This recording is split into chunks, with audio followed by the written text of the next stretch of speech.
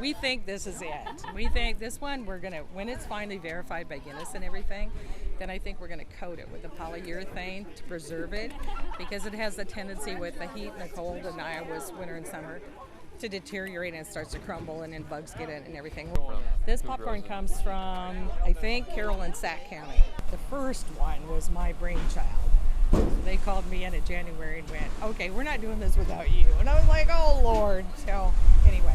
So have you done each one of them? Oh yeah, each one of them. Oh yeah. From the beginning. So. Well, popcorn was introduced to the farmers in Sac County in 1885, and so we were having a business and product show and thought maybe we would try to highlight. Oh, I need to get my volunteers.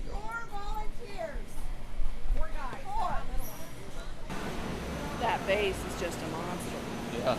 So it's taking a little bit more on our equipment and everything this time, and we're gonna get through it.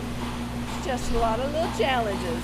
So the conveyor belt broke, so now we're gonna start kind of keeping attention to building. How many people is that going to take? I don't know. She's gonna come back out and tell me, and I'm gonna grab her some volunteers.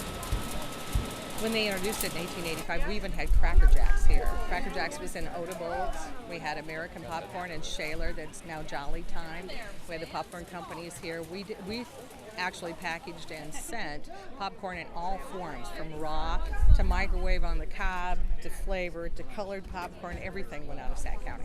So it's a soil. It's a soil, and the climate is a great place to grow popcorn. So a lot of people, even when I was a kid, there were a lot of farmers over by Linton that grew popcorn. Everybody just grew a crop of popcorn. So it's like a diversified crop.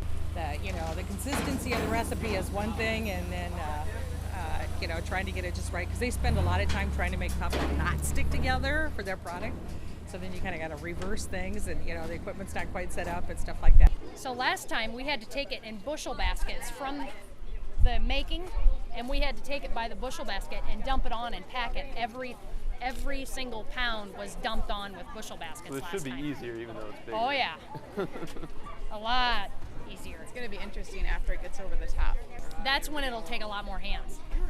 Like Shirley said, that's when you'll have to pack it on by hand after they get it built up.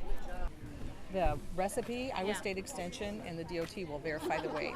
Okay. We had a little bit of trouble weighing it, but we just got it done. 9,370 pounds.